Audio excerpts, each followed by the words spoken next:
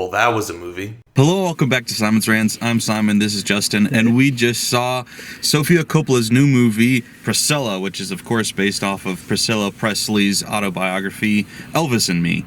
And, I think it was very refreshing. How long ago was it we sat in the same parking lot and saw Elvis? Now we get to see the other Presley, Priscilla, and it was refreshing to get a more accurate take on the story. Just a little bit different. A couple of things they left out in the other one. Just a tiny bit. There was, like, for the most part, it was like watching the same movie again, but there was a couple parts where it diverged. Yeah, exact same movie. I thought Tom Hanks was great in this movie again. So present. Obviously, this is the Elvis Presley story, sort of. It's more... So the Priscilla's story, if you don't know, is his wife, and they met when she was 14.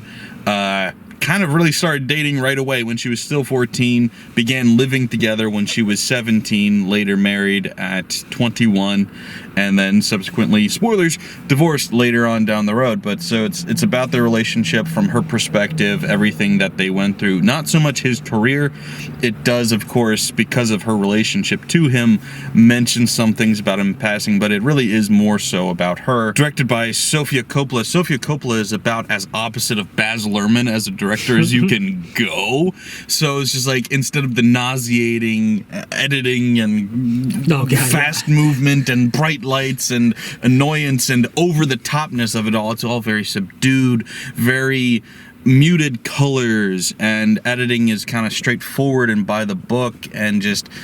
It's still not artsy. It is very fluid in how it moves and very beautiful in how it moves, but it's very subtle and poetic almost, instead of just a punch in the face every other fucking second. Elvis himself, who was played by Austin Butler, of course, in the Elvis movie, is now being played by Jacob Elordi, who I think he's most famous for...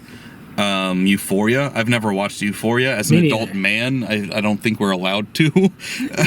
I've heard people, but I've never seen it. And it's a very different take on Elvis. We made fun of how in Elvis it felt like he was just playing the caricature. I hated Austin Butler in that movie. I thought he was so over the top. Maybe hate's a strong word. I thought he played it as the caricature rather than a real person. Right. And in this, they very much were showing Elvis as a real person. And I thought that the acting was very subdued because of that, and very low-key, and I think a lot of people will be like, he's not doing anything, he's not Elvis, and I think, actually, this is probably more realistic if we actually knew Elvis. I didn't know him, but I'm guessing this was much more how he was in his personal life. Most likely. I mean, we mostly, as the audience, always get to see Elvis on the stage, Elvis in the interviews.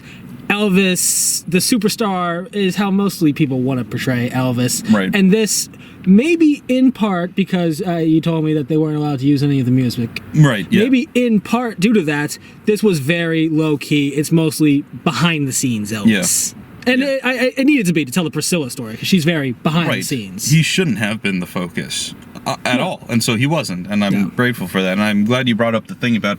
So, in case you haven't heard, this movie pissed off the Elvis Presley estate so much that they didn't allow them to use any Elvis music, which...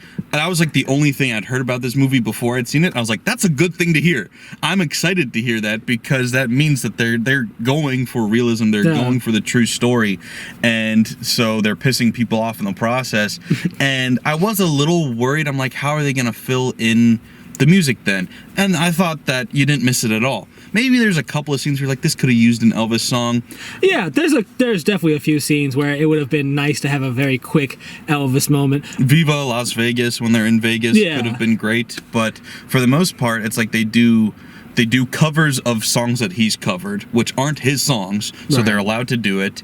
And then they also do other songs from the time, which is what the Elvis movie should have done in the first place. Yeah, is play music from the era. Not great.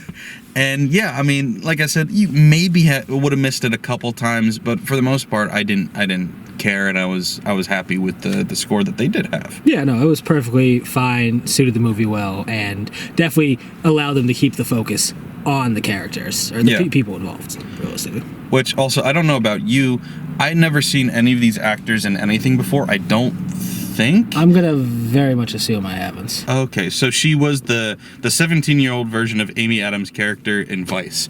So that's why I don't remember her. It was a very small role, and she was not in the first Pacific Rim, just Uprising. Yeah, did not see it.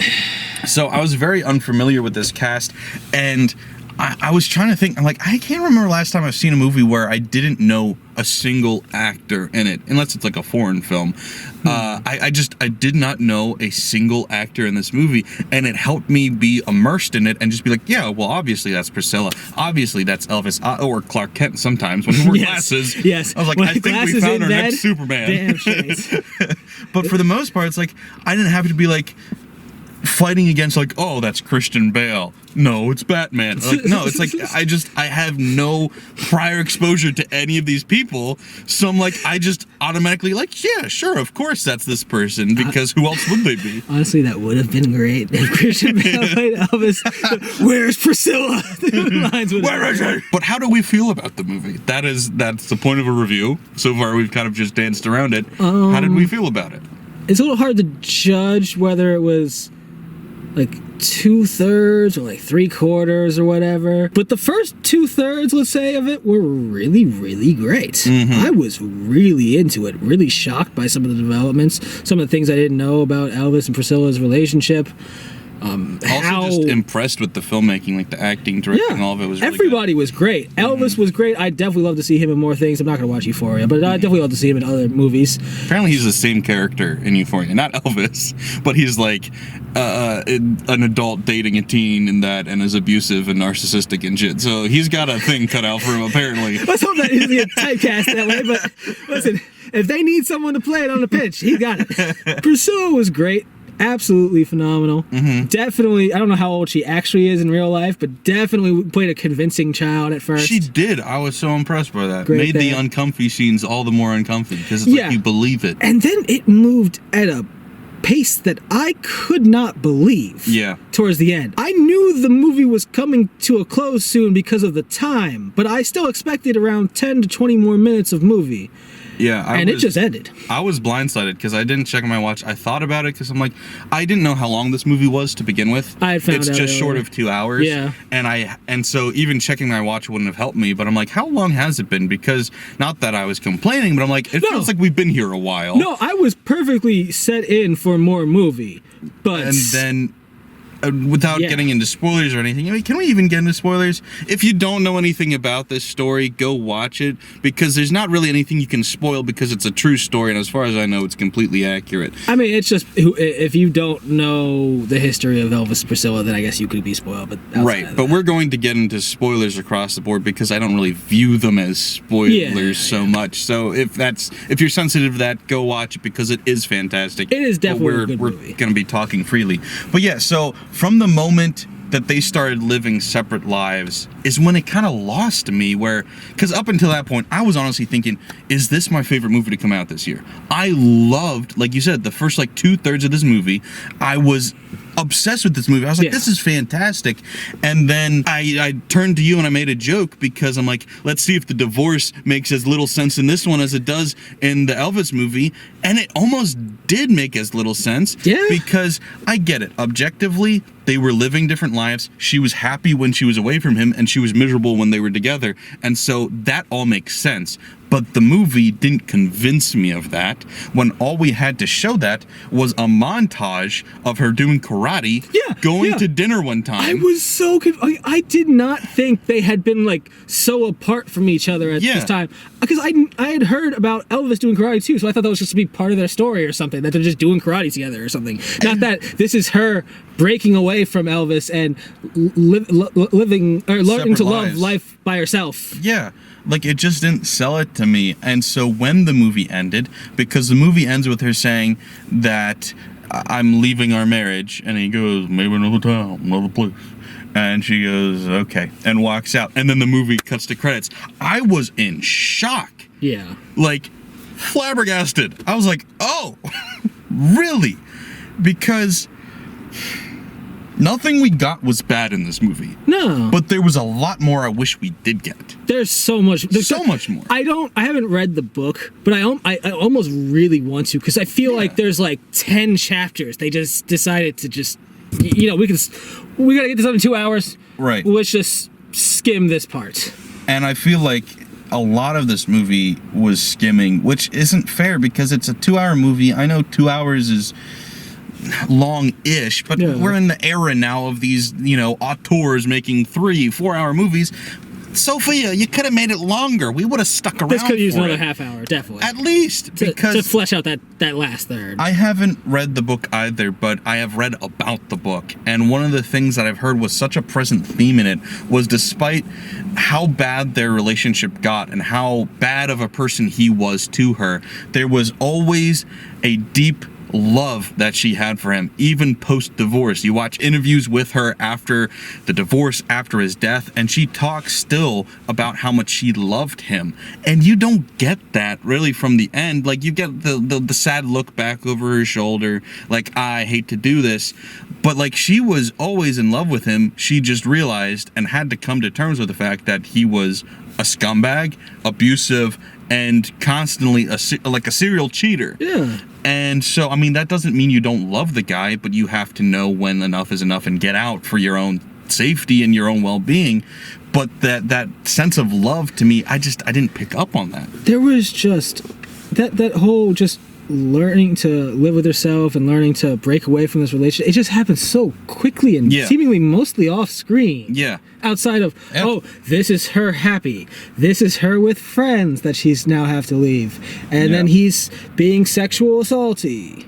And then and then she leaves him. Yeah. And even all the times he went and did like horrible things to her. Yeah. Like, he threw a chair at her, he hit her in the face. That was kind of iffy. That was kind of like by an accident, but it's like, it shows he's got anger issues. I mean, he may have had a pillow in his hand, but he had a fist behind that pillow. Yeah, it showed. They did a fantastic job. I said it to you during the movie. They did a fantastic job of making him into a man-child. Absolutely. Showing him as a man-child, because he always gets his way about everything. He never takes anything seriously. He always just does whatever he wants and then expects to be forgiven immediately by whoever he's harmed. And they did a fantastic job of showing that.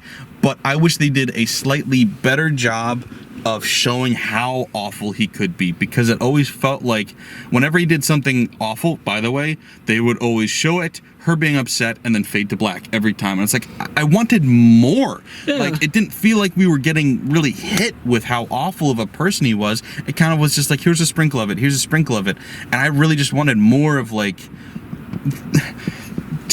I wanted to feel it more when we're showing the abuse and showing how horrible he was. And I felt like we kind of showed it and then moved on. And I didn't feel like we got to sit in it, got to feel it. Because, like, from the point the kid was born, he was... Their whole relationship was basically non-existent from that. I mean, frankly, when she was 2 weeks away from giving birth, he said he wanted a break. Yeah. But then, like, there was no, like... Which also, to me, is, like, the most childish thing he did the whole movie. Absolutely crazy. But, like, there was no, like, reconciliation afterwards. No. There was no, like, back to bad. It was just kind of...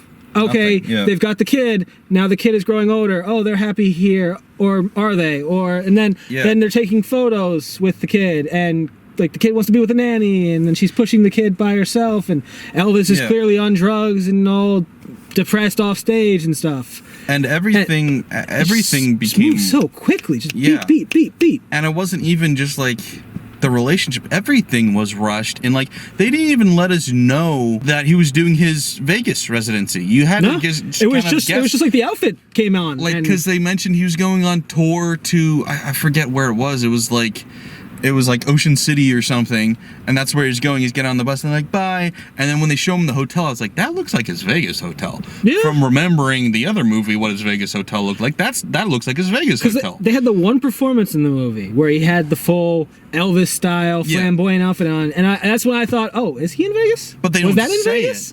And, they spent so much time, like, in between her moving in with him and them getting married, felt like half of the movie at least.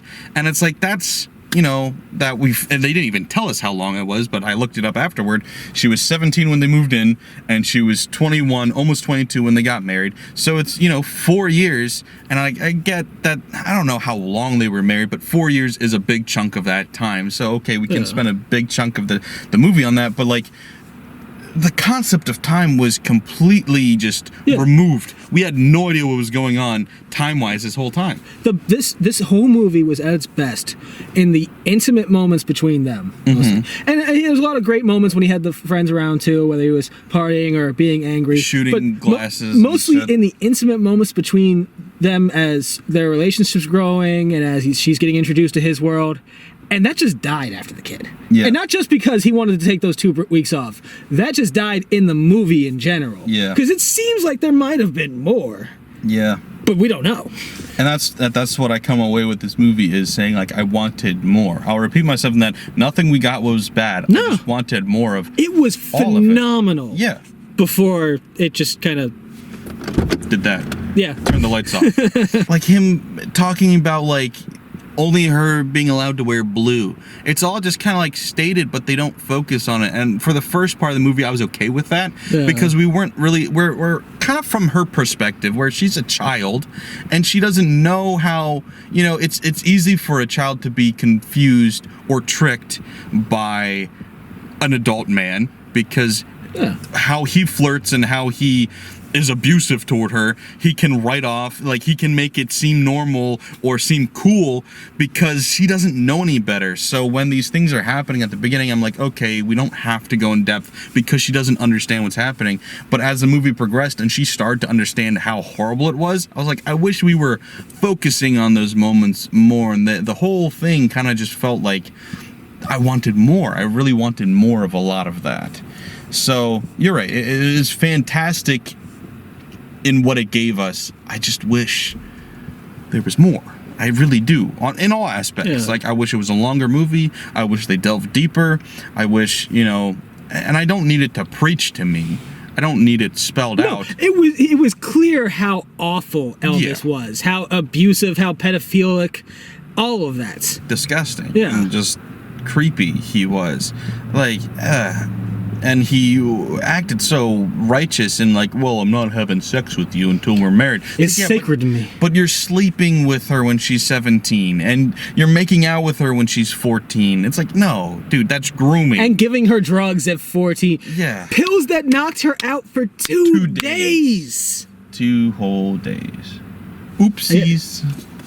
Yeah. So, yeah. Just take this. Oh, I don't worry about it.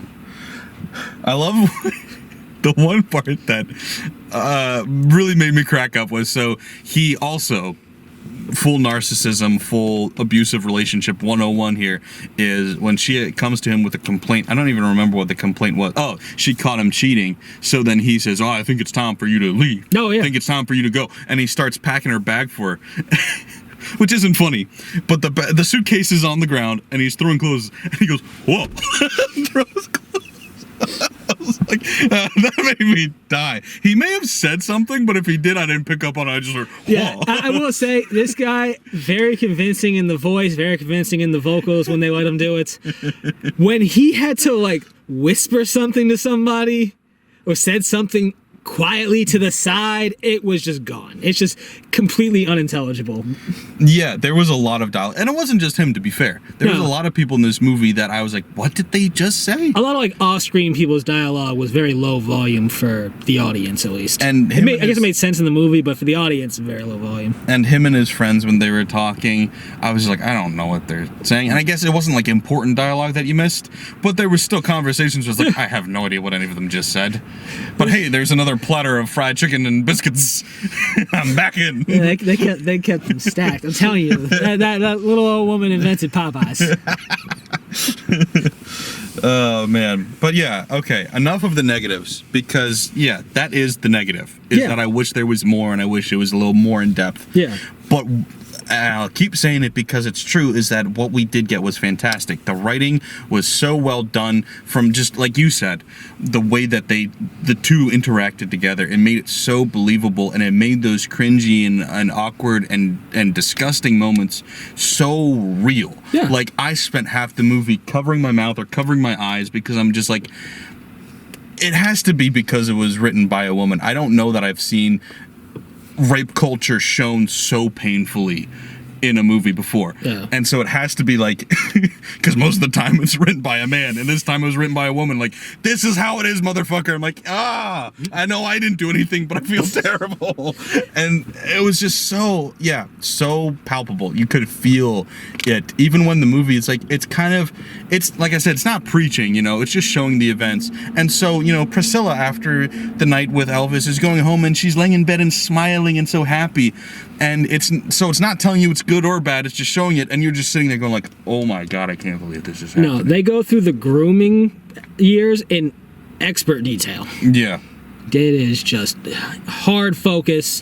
The moments of getting her to fall in love with him, and the moments of just emotional abuse. Yeah. Later turn a little physical. Yeah. And maybe more physical. We don't really know.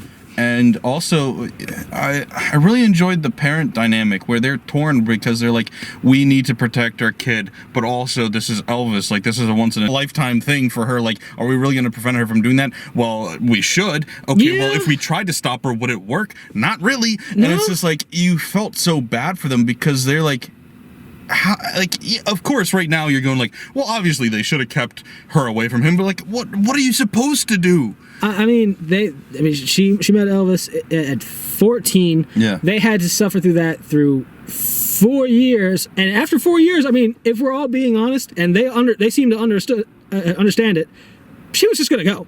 Yeah. 18, he could just take her. Yeah. No one's gonna say anything at that point. Yeah. No. Yeah. So I thought that was all really well done. I thought the acting was definitely believable. Was very believable. Like I said, it made Elvis. It stripped him down from this godlike figure that they portrayed him as in Elvis, and made him into this real terrible person that like you believed was real. Like, you just see him and you're like, man, I know fuckers like this. It's just so weird because like he's doing all these things. It was like, he should be like 16 right now. It's like picking her up at dates, coming to meet the parents, paying his respects, asking the father to take her out. It's just and it's just like, you can tell it's like he's not cool, because when they really get down to enjoy, like, they do a good job of showing him, because he's got like this group of friends that he can hang out with, and in his defense, he's Elvis, and like he didn't have an ability to have a normal life, and so he doesn't ever have to grow up. And so you see what that does to a man when he gets whatever he wants whenever he wants. It's terrifying. It's disgusting. I mean, you're right. He's not cool. He's got a group of enablers, and he's rich. Yeah. He can do whatever he wants. Walk around with the guns in the holsters, ride the little trikes around the property. Do anything really cringy, ridiculous, immature, and everybody just laughs and goes along with it. Everybody loves Elvis. Yeah. And all the people who know the real Elvis are too close to the money to say anything about it. Yeah. Oh, I will say also, they did a fantastic job of showing how lonely her life was. Yeah. The amount of times she was just left alone wandering that house. And yeah, he got her the dog, but like, who gives a fuck? What was it, the home fire? Keep the home fires burn. I need to say, go back to Memphis, keep the home fires burn. Yeah. It's just, the whole movie just made you feel so bad for her. And like, I already did going into this, I knew the story, but then seeing it, you're like, yeah, man, dude. It sucks. It's really just the easiest abuse you can do when you're that powerful. It's just, you don't do what I say, I can find someone else. I'll send you away. Yeah. When he's in Memphis, I'll send you back to your parents. When he's outside of Memphis, I'll send you back to Memphis. And it's so weird because it's like, what was he even like, for the most part, getting out of this? And I don't mean to be weird, but like, for the most part, he wasn't having sex with her. That was a big thing. But he had all the other women, clearly. Yeah, and so she was constantly, she's like, you're not having sex with me, why not? Which we made fun of in the Elvis movie because we're not having sex anymore. And we're like, you're not? How do we know that? Yeah. But in this movie, they show how frequently she was asking, like, can we just have sex? And he was like, no. Then they have the kid, And then she's like, all right, have sex with me now. I'm healed up from giving birth. I want to have sex. And he's like, no. And she's like, why not? And you feel bad for her. And it really just is like, then why is he doing this? He's having sex constantly with other women. Yeah. Why keep her around? Why are you? And it's just a control thing. He's just a maniac, a narcissist that was like, you know how I have all these fans? I can't be around them all the time. So I'll just take one fan, put her in my house, and force her to adore me at all times. Yeah. It's fucking psychopathic. He just wants a doll that he can completely control, make into whatever image he wants. Yeah, a doll is perfect because he changes her hair, changes her outfits, forces her to wear specific dresses and colors, Specific and shit. makeup, Man, and he just keeps her on his bedside. shit, dude. But he's a civil rights hero. Oh God, yeah. I'm very glad they couldn't go over that until here. Hey, he did have that one black worker as a civil rights hero. That's not a good thing. He's got one black friend at least. At least. Not a friend. It's a servant. She makes fried chicken with biscuits with the other woman. They are a power cooking duo. They invented Popeyes. What am I saying? Yeah, don't take the credit away from the black woman. Well, the white woman had the fried chicken and biscuits platter first. I'm just giving her credit. She walked out. You know damn well she took it out of the black lady's hands. All right, you got me. Give me that shit. Get back in the corner. I've known Elvis longer. I take his food out. Oh, man. It's weird to come out of it with such an egregious complaint and then still be like, but it was fantastic. Yeah. It really was. I think I'll give it a 7, maybe 7.5, somewhere in that range. I can agree with that. Yeah. It's hard to give it higher when it's just, it felt so abrupt. I don't want to say empty or hollow because there was still so much there, but it's just like, look up how old she was when they got divorced. I want to know how many years we kind of just glossed over. That part about the what was it? The spiritual books, when Elvis got into the spirituality. So he gets into these like spiritual books. He's learning about like Buddhism and Hinduism and getting in touch with yoga, and he's just deep into it. It's taking over his life, and he wants Priscilla to be as invested in it as he is, and she has no care for it at all. And he kind of snaps on her for not caring about that, again telling her that there's other women that would want to do this with me, right? But you're here. Yeah. He gets her to sit up straight and stuff. She snaps. He retreats back into his book. One call from the colonel. Nah, Elvis, you gotta quit with those books. Straight to book burning. Burns them.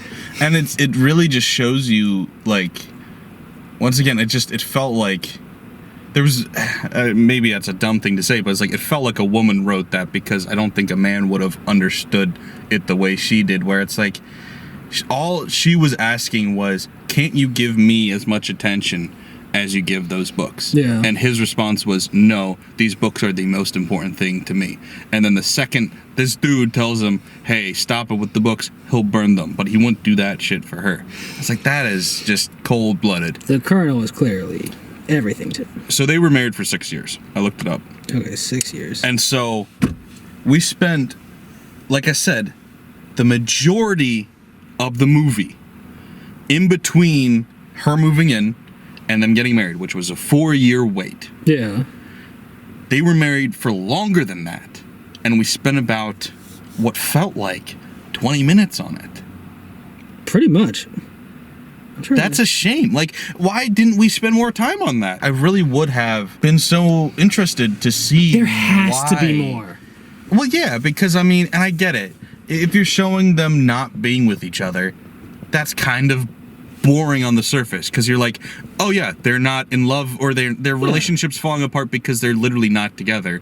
That, okay, I get it, but like, if your whole point is that she's developing a new life on her own, like, that's a big thing that she talked about after the divorce, was she had to find out who she was. Yeah. Because since the age of 14, she was made to live and breathe and think like this man wanted her to. So if you are saying that it's boring seeing them apart, you're saying that her discovering who she is boring. And if this movie is about her, then let us see her become herself. It really seems like she started to figure herself out within the last like 2 years of the marriage. Yeah. And we just gloss right over like all I said, that. karate. And there has to be more moments Brunch. of them interacting when they're apart. There just can't not be Sure. just like 4 year or 2 years, however old the kid was when they were taking the pictures, of like dead silence after those pictures, basically. I don't care how fucking cliche it is. Show her call the hotel room and him answer while he's having sex with another woman or in bed with him or whatever. And he's like, oh yeah, no, of course, I love you. Yeah, we gotta go. Okay, bye.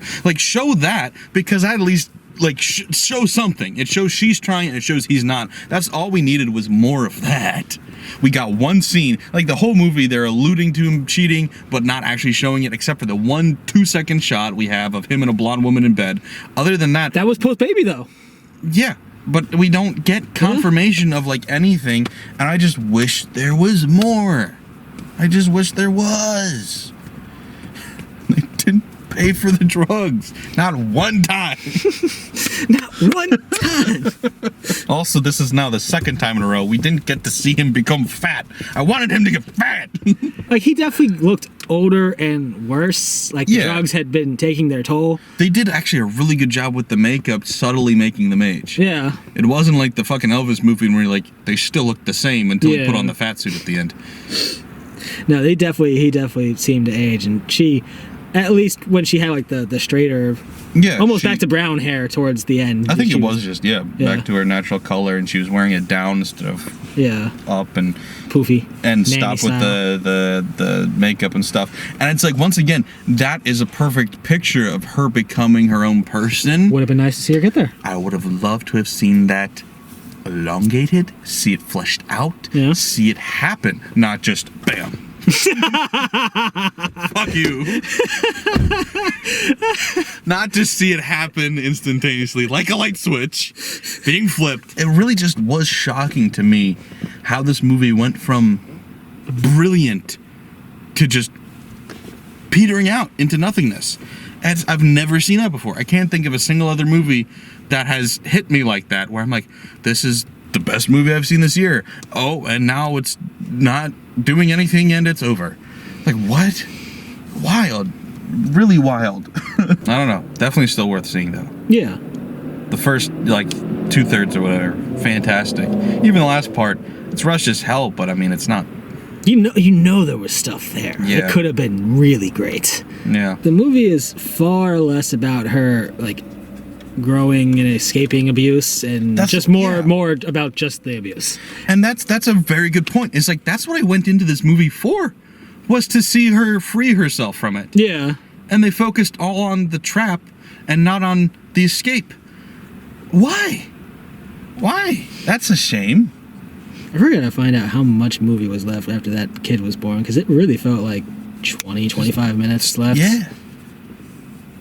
That's wild. That's a strange choice, too. It's like it was a mixed message. Like, they claimed that the point of the movie was her, but then it was really just to show how bad Elvis was. Yeah. Because if you genuinely cared about Priscilla, you would have shown her evolution and her growth and her escape. Like, if she was really the focus of the movie, that's what you would have done with the movie. It feels like this movie was a little hypocritical, almost. You want to get food? Did you already eat? Do you want to get food? Yeah, I can get food. Let's get food. Miller's? Yeah, sure. Okay. That's what we had to think. I know, I hate to say so many negative things about a movie I like, but when you come across a movie that is this fantastic and then such a letdown at the same time, it's hard to talk about without being like, well, this could have been perfect. And then it just wasn't. So, like I said, though, still definitely good. Still definitely worth a watch. I would give it somewhere in the 7s, either 7, 7.5. Really enjoyed it. Just wish there was a little bit more of an ending. A little bit more of substance there to fill out the rest of the movie. But definitely watch it. Definitely do. If it intrigues you at all, if you thought it looked interesting or good, it is. Go see it and watch it be good and interesting. Thanks for watching, guys. If you're new here, please remember to subscribe. Also, like, share, and comment what you guys thought. Thanks for watching, guys. Bye. All right, I'm hungry. I haven't eaten today.